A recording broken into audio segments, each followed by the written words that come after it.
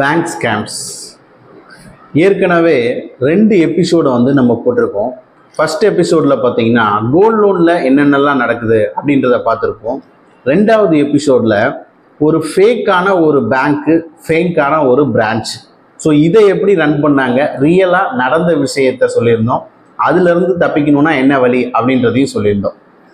இன்னைக்கு 3வது எபிசோடில் நம்ம என்ன பார்க்க போகிறோம் அப்படின்னு பார்த்தீங்கன்னா, இது ஒரு பெரிய அமௌண்ட்டை பேஸ் பண்ணி சொல்கிற ஸ்கேம் இல்லைங்க. நம்ம போகிற எல்லா எபிசோடும் அப்படி தான் இருக்கும். சின்ன சின்ன ஸ்கேம்ஸ், சின்ன சின்ன விஷயங்கள், மக்களுக்கு தெரியாமல் நடக்கிற விஷயங்களை தான் நம்ம எல்லா எபிசோட்லேயும் சொல்கிறோம். 3வது எபிசோட்லேயும் அதை தான் சொல்ல போகிறோம். என்னென்னு பார்த்தீங்கன்னா ஷெட்யூல் ஆஃப் சார்ஜஸ். ஸோ இதை பற்றி தான் இன்னைக்கு இந்த வீடியோவில் நம்ம தெளிவாக பார்க்க போகிறோம். கேட்டதை கொடுக்குமாம் அற்புத விளக்கு வண்டர்லேம்ப். வண்டர்லேம்ப் நேயர்களுக்கு வணக்கம்.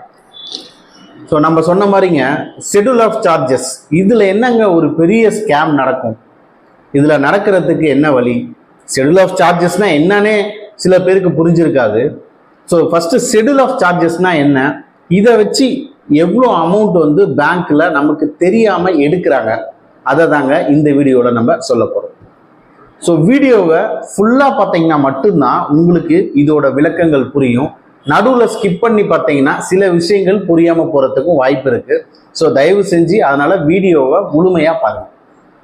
இந்த வீடியோவில் பார்க்கும்போது உங்களுக்கு ஏதாவது சந்தேகங்கள், கேள்விகள் ஏதாவது இருந்துச்சுன்னா நீங்கள் கமெண்ட்லையும் கூட சொல்லுங்கள். நம்ம அதுக்கு தகுந்த மாதிரி ரிலேட் பண்ணி அடுத்த வீடியோவில் அதுக்கு ஏதாவது பதில் சொல்ல முடிஞ்சாலும் நம்ம சொல்லுவோம்.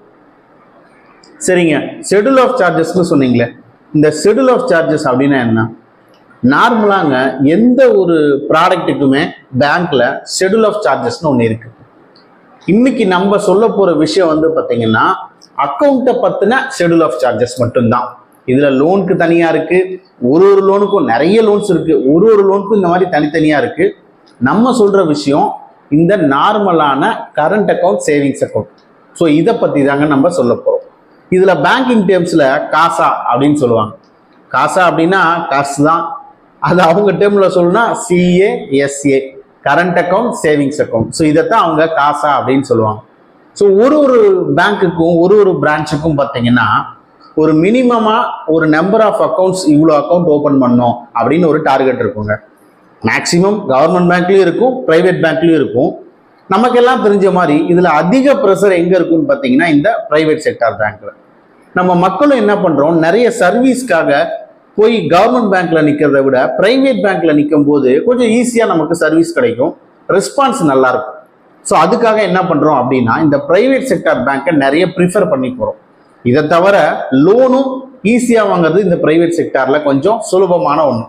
அதனாலேயே நம்ம இதில் வரவு செலவு பண்ணணும்னு மக்கள் நம்ம இதில் தேடி போகிறோம். ஆனால் இதில் தெரியாத சில பக்கங்கள் என்னன்னு பார்த்தீங்கன்னா இந்த ஷெட்யூல் ஆஃப் சார்ஜஸ். ஸோ ஒரு சேவிங்ஸ் அக்கௌண்ட், கரண்ட் அக்கௌண்ட் நம்ம ஓப்பன் பண்ணும் போதே இந்த ஷெட்யூல் ஆஃப் சார்ஜஸ் அப்படின்ற ஒரு ஷீட்டை நம்மகிட்ட சைன் வாங்குவாங்க. நிறைய அப்ளிகேஷன் ஃபார்ம்ஸில் சைன் வாங்குறத நீங்கள் பார்த்துருப்பீங்க, நீங்களும் சைன் பண்ணியிருப்பீங்க. ஆனால் அதில் ஒரு 4வது பக்கமோ இல்லை 5வது பக்கமோ ஏதாவது ஒரு பேஜில் இந்த ஷெட்யூல் ஆஃப் சார்ஜஸ்ன்னு ஒன்று இருக்கும். நியாயமாக பார்த்தா அந்த அக்கௌண்ட் ஓப்பன் பண்ணுற ஸ்டாஃபு கம்பல்சரி அந்த ஷெட்யூல் ஆஃப் சார்ஜஸை ஃபுல்லாக நமக்கு சொல்லிடணும். ஆனால் ஒரு சில பேர்னு இல்லைங்க, நிறைய பேர் அந்த ஷெட்யூல் ஆஃப் சார்ஜஸை சொல்றது கிடையாது. காரணம் என்னன்னு பார்த்தீங்கன்னா இந்த ஷெட்யூல் ஆஃப் சார்ஜஸ்னா என்னென்னலாம் பண்ணால் என்னென்ன சார்ஜஸ்லாம் வரும், எவ்வளோ சார்ஜஸ் நமக்கு வரும் அப்படின்றது தாங்க. இதை சொல்லிட்டா மக்கள் யாரும் அக்கௌண்ட் ஓப்பன் பண்ண மாட்டாங்கல்ல, அதனால மேக்சிமம் யாரும் இதை சொல்றதே கிடையாது. நாங்கள் சொல்ற எல்லாமே பார்த்தீங்கன்னா காமனாக எல்லாருக்கும் சொல்றது இல்லைங்க. யாரெல்லாம் இதை சொல்லாமல் இருக்காங்களோ, யாரெல்லாம் ஒரு சில விஷயங்களை மக்களுக்கு மறைக்கிறாங்களோ அவங்களுக்கு மட்டும்தான் நாங்கள் சொல்கிறோம். சில பேர் உண்மையாலுமே சொல்கிறாங்க, சில பேர் எல்லாமே பர்ஃபெக்டாக பண்ணுறாங்க. அவங்களுக்காக இந்த வீடியோ கிடையாதுங்க. மக்கள் தெரிஞ்சுக்கணும். அதே மாதிரி யாரெல்லாம் சொல்லாமல் இருக்கீங்களோ ஸ்டாஃப்ஸு, நீங்கள் மக்கள்கிட்ட அதை சொல்லணும். அதுக்காக தான் இந்த ஒரு அவேர்னஸ் வீடியோவை நம்ம போட்டுட்ருக்கோம். சரிங்க, இந்த ஷெட்யூல் ஆஃப் சார்ஜஸ் பேஜுன்னு சொல்கிறீங்க, அதை யாருமே எங்ககிட்ட சொல்றது இல்லை. இதனால எங்களோட பணம் எப்படிங்க லாஸ் ஆகும் இருக்கு எப்படின்னு பார்த்தீங்கன்னா, நார்மலாக உங்களுக்கு தெரியும் இந்த மினிமம் ஆவரேஜ் பேலன்ஸ் அப்படின்னு ஒன்று மெயின்டைன் பண்ணலன்னா ஒரு பேங்க்ல இருந்தும் ஒரு சார்ஜுங்க. 300 to ஒரு 1000 rupees வரைக்குமே, 1000 என்ன அதுக்கு மேலேயுமே பிடிக்கிறாங்க. நான் சொல்றது ஆவரேஜான ஒரு பீப்புள் ஓப்பன் பண்ற அக்கௌண்ட்டுக்கு மினிமம் 300 ரூபாயில இருந்து 1000 ரூபாய் வரைக்கும் சார்ஜஸ் எடுக்கிறாங்க. அப்போ குறைஞ்சபட்சம் ஆவரேஜ் பேலன்ஸ் இவ்வளவு மெயின்டைன் பண்ணும் அப்படின்றத நம்ம சொல்லணும். ஆனா என்ன பண்றாங்க, பேங்க்ல சொல்றாங்க sir 5000 account sir, 10,000 account sir அப்படின்னு சொல்றாங்க. அதுல நம்ம எங்க ஸ்ட்ரகிள் ஆகிறோம்னா, நம்ம என்னங்க கால்குலேட்டரை வந்து மைண்டுக்குள்ள வச்சிருக்கோமா, இல்ல கால்குலேட்டர் எதுவும் கையில வச்சிருக்கோமா, டெய்லி எவ்வளவு பேலன்ஸ் இருக்கு, ஆவரேஜா 5000 ரூபாய் வந்துருச்சான்னு கால்குலேஷன் பண்றதுக்கு அதை சொல்றதோட கடமைன்னு ஒண்ணு இருக்கு இல்லைங்க. அது யாரோட கடமை? இன்னைக்கு ஒரு பிரைவேட் பேங்க்ல அந்த ஆப்லயே வந்துருதுன்னு வச்சுக்கோங்க. பட் எல்லா பேங்க்லயும் வர்றது இல்ல, எல்லாரும் ஆப்ல பாக்குறதும் இல்ல, இப்படி ஒரு ஆப்ஷன் இருக்குன்றதை யாரும் சொல்றதும் இல்லை.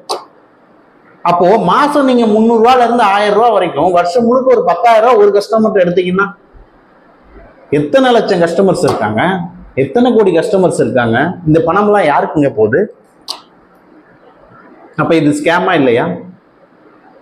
இப்போ உங்களுக்கு புரிஞ்சிருக்கும் இந்த டாபிக்கை நாங்க ஏன் சூஸ் பண்ணோம். ஸோ இந்த மாதிரி எவ்வளோ சார்ஜ் வரும் அப்படின்றத கஸ்டமர் கிட்ட தாராளமா பேங்கர் சொல்லணும்.